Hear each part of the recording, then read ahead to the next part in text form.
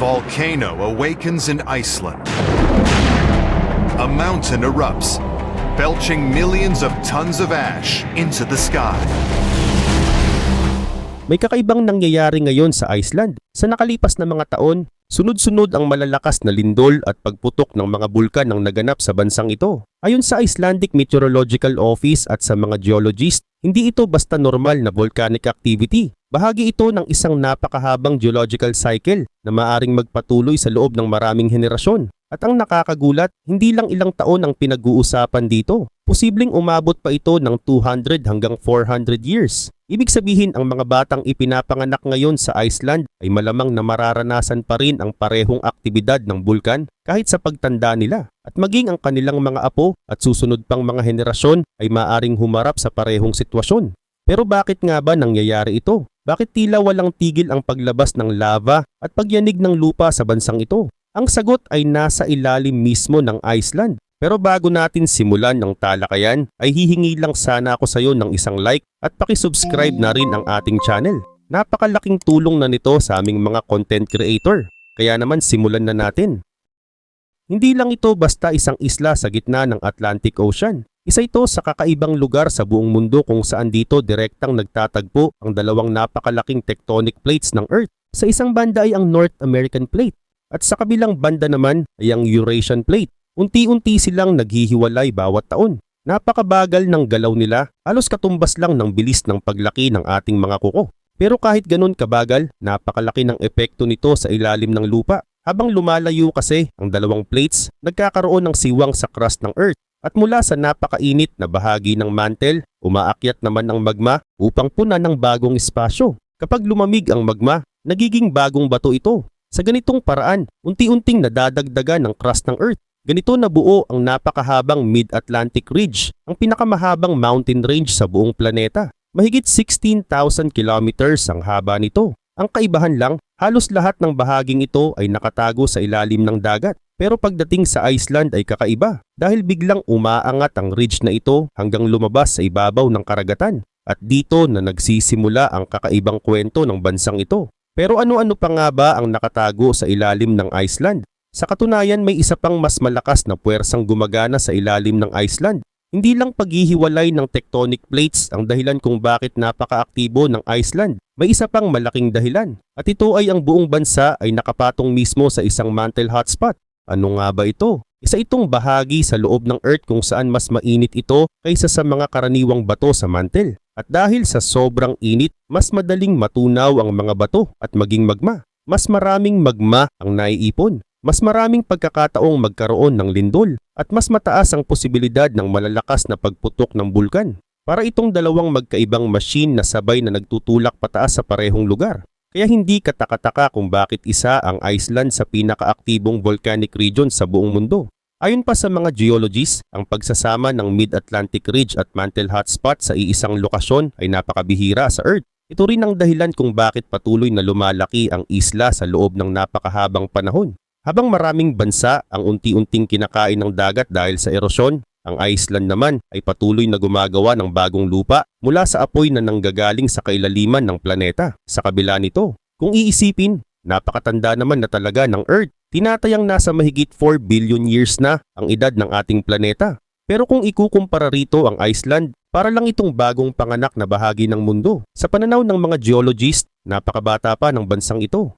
Ayon sa mga pag-aaral ng Icelandic Meteorological Office at ng mga geologist, ang pinakamatatandang mga bato sa Iceland ay nasa West Fjords at Eastern Fjords. Ang edad ng mga ito ay humigit kumulang 16 hanggang 18 million years lamang. Maaring parang napakahabang panahon na yun para sa atin. Pero sa kasaysayan ng Earth, halos parang kahapon lang yun. Para magkaroon ka ng ideya, maraming bahagi ng mainland Europe ang may crust na mahigit 500 million years na ang edad. Ibig sabihin napakalaki ng agwat kumpara sa Iceland. At habang mas papunta ka sa timog ng bansa, lalo pang bumabata ang lupa. Sa Reykjanes Peninsula, maraming bahagi ng lupain ang nabuo lamang sa loob ng 3 hanggang 7 million years. Sa mundo ng geology, napakabata pa rin yan. Ibig sabihin, hindi pa tapos ang paggawa ng kalikasan sa bansang ito. Hanggang ngayon patuloy pa rin itong binabago ng mga bulkan. Isa sa pinakamagandang halimbawa nito ay ang maliit na isla ng Surtsey Noong 1963 walang islang makikita sa bahaging iyon ng Atlantic Ocean. Puro dagat lamang ang naroon. Pagkatapos ay nagsimulang pumutok ang isang bulkan sa ilalim ng karagatan. Unti-unting umangat ang lava mula sa kailaliman. Lumamig ito habang humahalo sa tubig dagat. At sa loob lamang ng ilang taon isang bagong isla ang isinilang. Parang may bagong piraso ng mundo na biglang lumitaw mula sa dagat. Dahil alam ng mga scientist ang eksaktong panahon kung kailan nabuo ang Surtsey, ginawa nila itong isang napakahalagang laboratory sa kalikasan. Mahigpit na ipinagbabawal ang pagpasok ng mga ordinaryong tao rito. Ginawa ito upang hindi maistorbo ang natural na pag-usbong ng buhay. Sa paglipas ng mga taon, unti-unting dumating ang mga ibon. Pagkatapos ay nagdala ang hangin ng mga buto ng halaman. Unti-unti ring dumami ang mga damo, lumot, insekto at iba pang buhay. Dahil dito nakita ng mga scientists kung paano nagsisimula ang isang ecosystem mula sa isang lugar na dati ay purong bato at lava lamang. Isa ito sa kakaunting lugar sa mundo kung saan nasubaybayan halos mula sa pinakaunang araw ang pagbuo ng isang buong ecosystem. Pero ang pagiging bata ng Iceland ay may kapalit. Kapag bata pa ang lupa, ibig sabihin ay sariwa pa ang mga bitak sa ilalim nito. Mas aktibo pa ang paggalaw ng magma. Mas madalas ang pagputok ng mga bulkan. At mas madalas ding magkaroon ng malalakas na lindol. Ayon sa Icelandic Meteorological Office, may humigit kumulang 30 active volcanic systems sa buong bansa. Hindi madaling bilangin ang eksaktong numero. May mga volcanic system kasi na may isang malaking bulkan lamang. Pero mayroon ding napakahabang hanay ng mga bitak sa ilalim ng lupa na maaaring pumutok sa iba't ibang bahagi. May ilan ding tahimik sa loob ng daan-daang taon bago muling magising. Kaya depende sa paraan ng pagbibilang ng mga geologists, maaring nasa pagitan ng 28 hanggang 33 ang bilang ng mga pangunahing active volcanic systems. Sa loob naman ng huling 10,000 years, mahigit 100 volcanoes na ang pumutok sa Iceland. Isa ito sa pinakamataas na bilang sa buong Europa. At dahil sa kakaibang lokasyon ng bansa, halos lahat ng uri ng volcanic eruption ay makikita rito. May mga bulkan na dahan-dahang naglalabas ng manipis na lava na umaagos ng maraming kilometro. Mayroon ding mga bulkan na biglang sumasabog at nagtatapon ng napakalaking ulap ng abo sa himpapawid. May mga eruption din na nangyayari mismo sa mahahabang bitak sa lupa, sa halip na sa isang bundok lamang. Mayroon ding malalaking kaldera na nabubuo matapos maubos ang napakaraming magma sa ilalim ng lupa. Sa madaling salita, parang isang malaking classroom ang Iceland para sa mga scientist na gustong pag-aralan ng halos lahat ng uri ng bulkan sa mundo. Ngunit sa kabila ng lahat ng panganib na ito, dito pa rin naninirahan ang karamihan sa mga mamamayan ng Iceland. Pero bakit? Dahil kasi hindi pantay ang klima sa buong bansa. Ang gitnang bahagi ng Iceland ay halos puro bundok, lava fields, yelo at malalawak na disyerto ng bulkan. Napakalamig ng lugar na ito sa halos buong taon. Kaunti lamang ang nakatira rito. Sa kabilang banda, mas maganda ang kondisyon sa mga baybayin, lalo na sa timog kanlurang bahagi ng bansa. Malaki ang naitutulong ng Gulf Stream, isang mainit na agos ng tubig sa Atlantic Ocean. Dahil dito hindi gaanong nagyeyelo ang maraming pantalan kahit panahon ng taglamig. Mas madali ring mangisda sa mga karagatan sa paligid ng Iceland. At dahil sagana ang isda, lalo na ang cod, dito nagsimulang umunlad ang maraming komunidad. Habang lumalaki ang populasyon, lumaki rin ang mga bayan. Nagkaroon ng mas maraming kalsada, mas maraming bahay, mas maraming ospital, mas maraming paaralan. At kalaunan ay naging sentro ito ng ekonomiya ng buong bansa. Sa kasalukuyan, malaking bahagi ng populasyon ng Iceland ay nakatira malapit sa Reykjavik at sa mga karatig nitong lugar. Dito rin makikita ang karamihan ng mahahalagang infrastruktura ng bansa. Pero hindi lang isda ang naging regalo ng kalikasan sa Iceland. Natutunan din nilang gamitin ang init na nanggagaling mismo sa ilalim ng lupa. Sa halip na umasa sa coal o malaking dami ng fossil fuels, ginagamit ng Iceland ang geothermal energy. Ayon sa official data ng Iceland, mahigit 85% ng mga bahay sa bansa ang pinapainit gamit ang geothermal water. Mula sa ilalim ng lupa, inaakyat ang napakainit na tubig gamit ang malalalim na balon. Pagkatapos ay ipinapadala ito sa mga bahay, gusali, swimming pools at maging sa ilang kalsada upang matunaw ang yelo tuwing taglamig. Sa madaling salita, ang parehong init na maaring magdulot ng mapaminsalang pagsabog ng bulkan ay siya ring nagbibigay ng komportable at malinis na enerhiya sa milyon-milyong tao. Pero habang lumalaki ang mga lungsod at dumarami ang infrastruktura, mas lumalaki rin ang panganib. Dahil mas maraming tao na ngayon ang nakatira sa mga lugar na maaring tamaan ng susunod na pagputok ng bulkan. At ang mas nakababahala, hindi ito panganib na maaring mangyari pagkalipas ng ilang daang taon. Ayon sa mga geologists, may mga palatandaan na may panibagong paggalaw na naman ng magma sa ilalim ng Reykjanes Peninsula. At ang susunod na kabanata ng kwentong ito ay magsisimula hindi sa malayong hinaharap, kundi sa ilalim mismo ng mga paa ng mga tao. Sa loob ng napakaraming taon, tila tahimik ang Reykjanes Peninsula. May mga lindol pa rin paminsan-minsan, pero wala namang palatandaan na may malaking pagbabago na paparating. Hanggang sa dumating ang huling bahagi ng 2019, biglang nagsimulang dumami ang mga lindol sa paligid ng Fagradalsfjall. Noong una, ilan lamang ang nararamdaman. Pero habang lumilipas ang mga linggo, halos araw-araw nang may bagong pagyanig, unti-unti ring lumalakas ang mga ito. Ayon sa Icelandic Meteorological Office, pagsapit ng early 2021, mahigit 40,000 earthquakes na ang naitala sa loob lamang ng ilang linggo sa iisang rehiyon.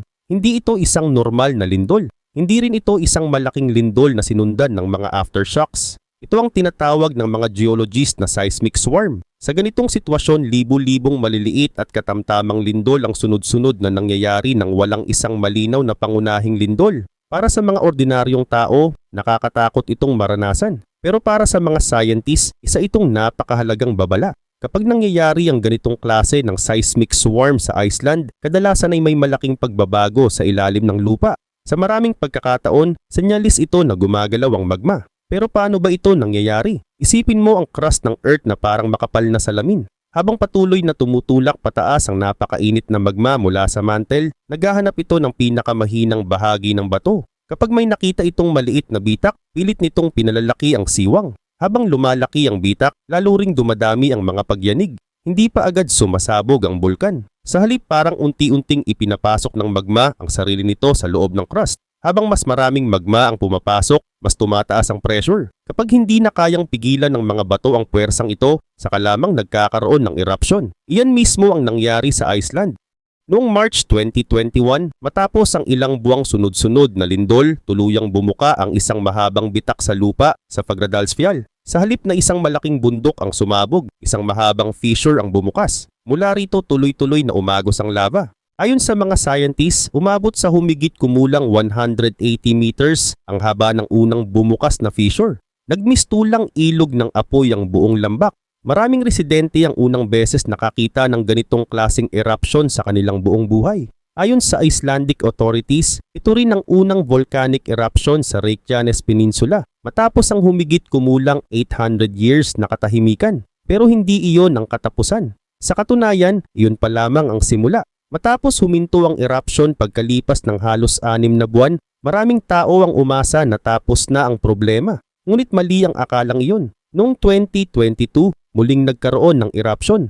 Pagkatapos ay muli na namang sumabog noong 2023. Habang tumatagal, napansin ng mga geologist na tila lumilipat ang aktibidad ng magma sa ibang bahagi ng Reykjanes Peninsula. Unti-unti itong gumagalaw papunta sa lugar ng Svartsengi. Dito nagsimulang maging seryoso ang sitwasyon. Noong Nobyembre 10, 2023, ayon sa Icelandic Civil Protection, inilikas ang halos buong bayan ng Grindavik.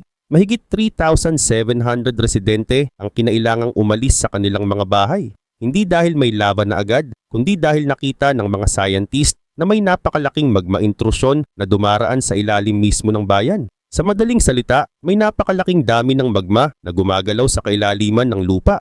At anumang oras, maari itong makahanap ng daan palabas. Ilang araw lamang matapos ang evakuasyon, bumuka ang maraming bitak sa mismong loob ng Grindavik. May ilang bahay ang nasira. Nagkaroon ng malalalim na siwang sa mga kalsada. Nasira rin ang ilang water pipes at iba pang mahahalagang infrastruktura. Ayon sa Reuters at sa Icelandic authorities, isa ito sa pinakamalalaking natural disasters na naranasan ng Iceland sa nakalipas na maraming dekada. Hanggang ngayon kakaunti pa rin ang permanenteng naninirahan sa Grindavik dahil nananatiling mataas ang panganib ng panibagong eruption. Pero para sa mga geologists, mas mahalaga ang isang bagay na kanilang napansin. Hindi lang basta nagising ang isang bulkan. Sa tingin nila, muling nagsimula ang isang napakahabang geological cycle na huling nangyari noong panahon pa ng mga Viking. At dito naging napakahalaga ang kasaysayan. Noong unang dumating ang mga Norse settlers sa Iceland noong 874 AD, masipag silang nagtala ng mahahalagang pangyayari.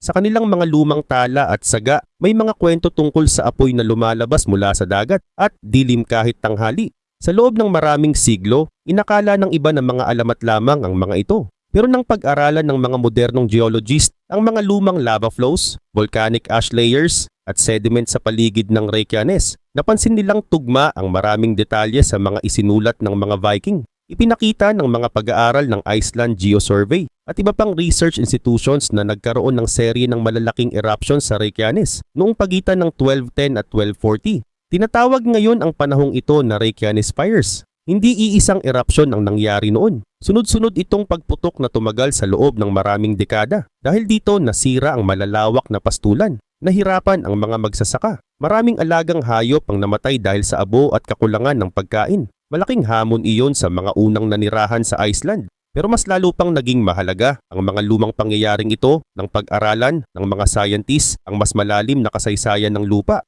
Sa ilalim ng mga lawa at mga patong ng lupa sa Iceland, may manipis na mga layer ng volcanic ash. Sa ordinaryong tao, parang simpleng abo lamang ang mga ito. Pero sa laboratorio, bawat layer ay may sariling chemical signature. Magkakaiba ang dami ng silica, iron, magnesium, calcium at iba pang mineral.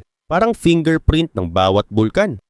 Sa pamamagitan ng pagsusuri sa mga ash layer na ito at paggamit ng radiocarbon dating sa mga lupa sa itaas at ibaba nito, natutukoy ng mga scientist kung kailan eksaktong nangyari ang mga sinaunang erupsyon. Ayon sa pag-aaral na inilathala ng Iceland Geosurvey noong March 2020, natukoy nila na hindi ito unang beses na nagising ang Reykjanes Peninsula.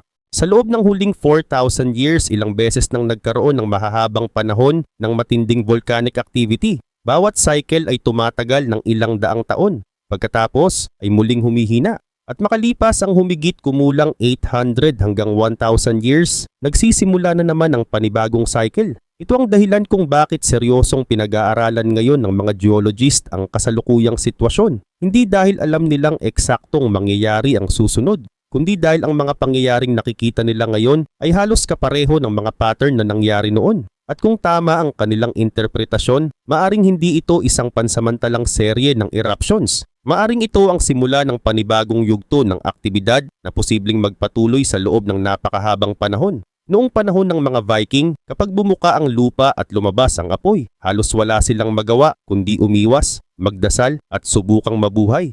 Pero ibang-iba na ang Iceland ngayon. May satellites na sila, may GPS stations, may earthquake sensors, may mga scientist na halos real-time na binabantayan ng galaw ng lupa at may mga engineer na literal na gumagawa ng pader laban sa lava. Ayon sa Icelandic Meteorological Office, bago pumutok ang ilang bahagi ng Reykjanes, may mga lugar na umangat ang lupa dahil sa naiipong magma sa ilalim. Hindi ito basta napapansin ng mata. Pero sa tulong ng GPS at satellite radar, nakikita ng mga scientists kung aling bahagi ng lupa ang namamaga, lumulubog o gumagalaw. Kapag ang lupa ay biglang umaangat, ibig sabihin may pressure na naiipon sa ilalim. Parang lobo na unti-unting nilalagyan ng hangin. Habang dumarami ang magma sa ilalim, itinutulak nito pataas ang lupa. Kapag sinabayan pa ito ng libu-libong maliliit na lindol, mas nagiging malinaw ang larawan. Nakikita ng mga geologists kung saan dumadaan ang magma, gaano ito kalalim, gaano ito kalaki, at kung posible ba itong umabot sa ibabaw.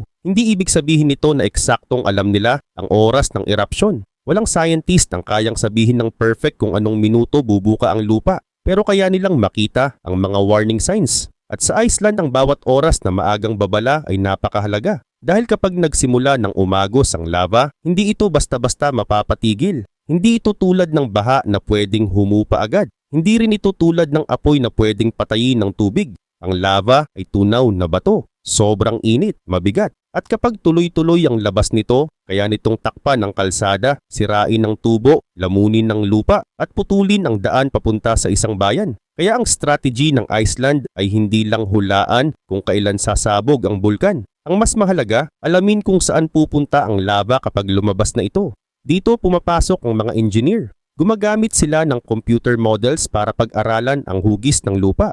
Tinitingnan nila kung saan pababa ang terrain, saan posibleng umagos ang lava, saan ito maaring bumagal, at saan dapat maglagay ng barrier para mailis ito palayo sa bahay, kalsada, power plant o water pipeline. Ayon sa Reuters at sa Icelandic authorities, matapos lumikas ang mga residente ng Grindavik noong November 2023, mas lalo pang naging mahalaga ang pagtatayo ng protective barriers sa paligid ng mahahalagang lugar. Hindi layunin ng mga pader na ito na talunin ang bulkan. Hindi ganon kadali ang lava. Ang totoong goal ay mas simple, pabagalin ito, ilihis ito, at bumili ng oras. Kahit ilang oras lang ang madagdag, malaking bagay na yun. Maaring mailikas ang mga tao, maaring mailipat ang equipment, maaring maisara ang dangerous roads, maaring maprotektahan ang power plant at hot water supply. Sa isang bansang umaasa sa geothermal energy, napakahalaga nito. Dahil kapag nasira ang mga pipeline at power station, hindi lang bahay ang apektado. Apektado ang heating, apektado ang kuryente, apektado ang tubig, apektado ang buong komunidad. Pero hindi pare-pareho ang lava. May lava na makapal, mabagal, at magaspang ang ibabaw. May lava naman na mas manipis, mas madulas ang galaw, at mas madaling dumaloy sa mababang bahagi ng lupa.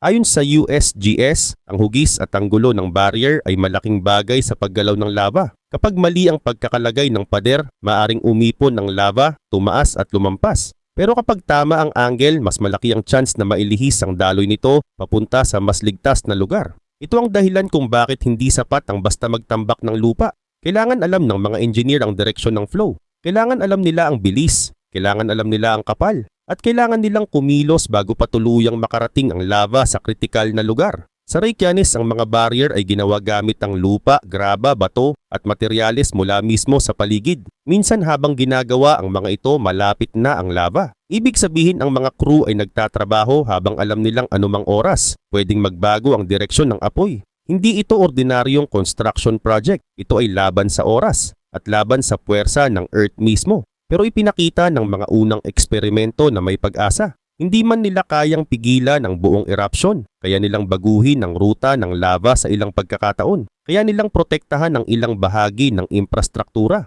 At kaya nilang bigyan ang mga tao ng mas maraming oras para makaligtas. Dito naiiba ang modernong Iceland sa Iceland noong panahon ng mga Viking. Noon ang eruption ay parang kapalaran na lang. Kapag dumating ang lava, tatakbo ka na lang.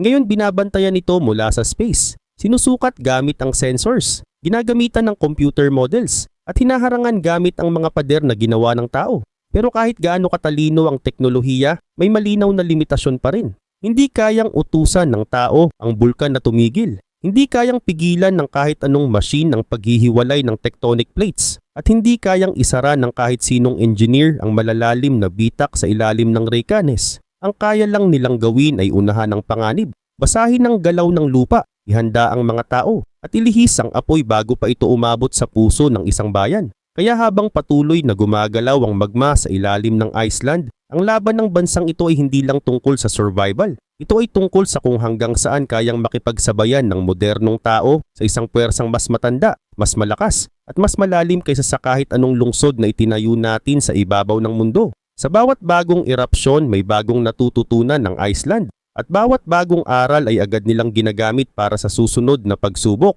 Ito ang dahilan kung bakit mas lumalaki at mas gumaganda ang kanilang mga lava defenses sa bawat taon. Ayon sa Icelandic authorities, matapos ang sunod-sunod na eruption sa Reykjanes Peninsula, nagsimula silang magtayo ng napakahahabang protective barriers sa paligid ng mga pinakamahalagang lugar sa bansa. Hindi na ito simpleng tambak ng lupa. Isa na itong napakalaking engineering project. May mga barrier na umaabot ng ilang kilometro ang haba. Ang iba naman ay halos 24 meters ang taas. Napakalaki ng mga ito kaya kinailangan pang magbukas ng mga bagong quarry upang magkaroon ng sapat na bato at graba para sa konstruksyon. Hindi rin basta-basta ang materyales na ginagamit. Karamihan sa mga barrier ay gawa sa siksik na basalt gravel dahil mas matibay ito laban sa matinding init at bigat ng lava. Sa labas naman ay nilalagyan ng malalaking bato upang hindi madaling gumuho. Maingat ding pinipili ang hugis at anggulo ng bawat barrier. Hindi lang basta harang ang layunin nito. Mas mahalaga ang kontrolin ang direksyon ng lava. Kapag alam ng mga engineer kung saan natural na bababa ang daloy ng tunaw na bato, maaari nilang gabayan ito papunta sa mas ligtas na lugar. Parang pagdidirekta ng rumaragasang baha. Hindi mo kayang pigilan ng tubig, pero maaari mo itong ilihis upang hindi tamaan ang mga bahay.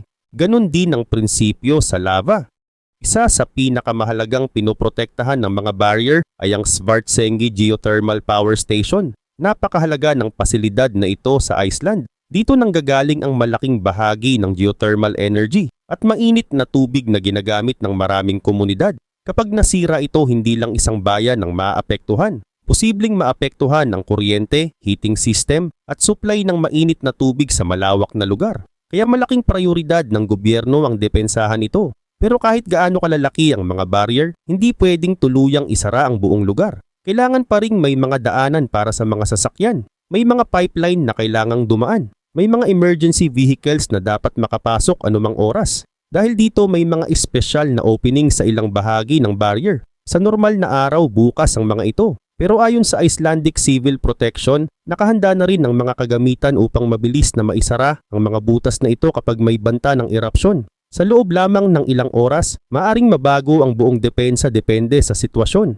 Hindi rin natatapos ang trabaho kapag huminto ang erupsyon. Sa katunayan, doon pa lamang nagsisimula ang panibagong pagsusuri. Ina-update ng mga scientist ang kanilang computer models. Inaalam nila kung saan dumaan ang lava, saan naging epektibo ang barrier, saan ito kinailangang taasan, at saan dapat magtayo ng panibagong depensa. Pagkatapos ay inuulit muli ang buong proseso. Kapag may bagong erupsyon, panibagong pagsusuri na naman, panibagong construction, panibagong adjustment. Isa itong tuloy-tuloy na laban na maaring umabot ng napakahabang panahon. Ang magandang balita, ayon sa mga ulat ng Icelandic authorities, naging epektibo ang marami sa kanilang mga prediction models. Sa ilang pagkakataon, halos tugma ang computer simulation sa tunay na dinaanan ng lava. Dahil dito, mas mabilis silang nakakapagdesisyon kung saan magpapadala ng heavy equipment at kung aling barrier ang dapat dagdagan ng taas. Pero kahit gaano kaganda ang teknolohiya, may mga pagkakataong kailangan pa ring mamili. Hindi lahat ay kayang iligtas.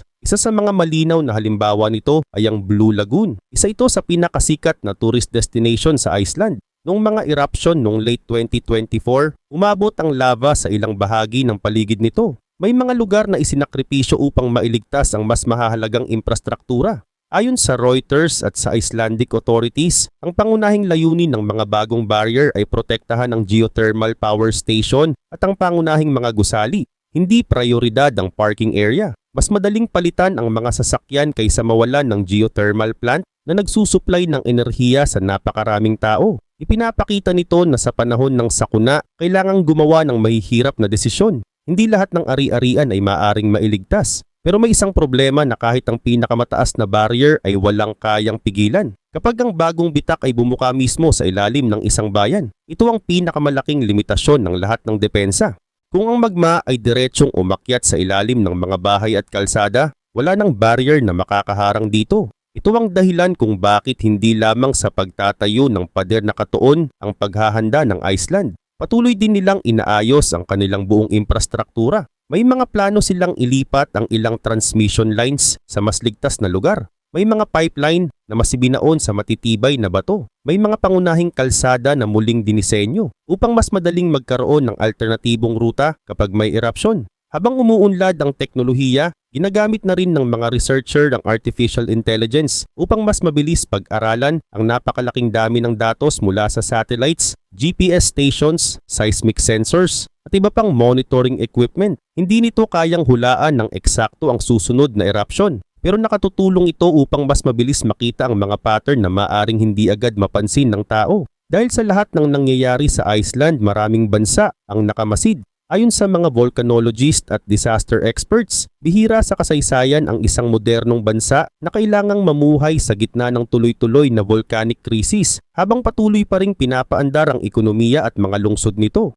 Kung magtatagumpay ang mga hakbang ng Iceland, maaring magsilbi itong modelo para sa ibang bansa na may aktibong bulkan sa hinaharap. Pero sa huli, malinaw ang isang katotohanan. Hindi kailanman mapipigilan ng tao ang paggalaw ng Earth. Hindi natin kayang pigilan ang tectonic plates. Hindi natin kayang utusan ang magma na huminto. Ang kaya lamang nating gawin ay pag-aralan ng kalikasan, unawain ang mga babala nito, at gamitin ang agham upang mabawasan ang pinsala. Sa loob ng libu-libong taon, ang Iceland ay hinubog ng apoy na nagmumula sa kailaliman ng planeta. At mukhang hindi pa ito matatapos anumang oras. Habang nagpapatuloy ang panibagong Reykjanes volcanic cycle, haharap ang Iceland sa isang hamong maaaring tumagal hindi lang ng ilang taon, kundi ng maraming henerasyon. Ito ay hindi simpleng kwento tungkol sa isang bulkan. Ito ay kwento ng isang bansang araw-araw na sinusubukang makisabay sa isa sa pinakamakapangyarihang puwersa sa kalikasan. At sa bawat bagong pagputok ng lupa, isang bagay ang muling pinatutunayan. Maaring hindi kayang kontrolin ng tao ang Earth.